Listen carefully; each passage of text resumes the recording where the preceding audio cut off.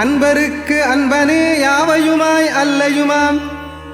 சோதியனே துன்னிருளே தோன்றா பெருமையனே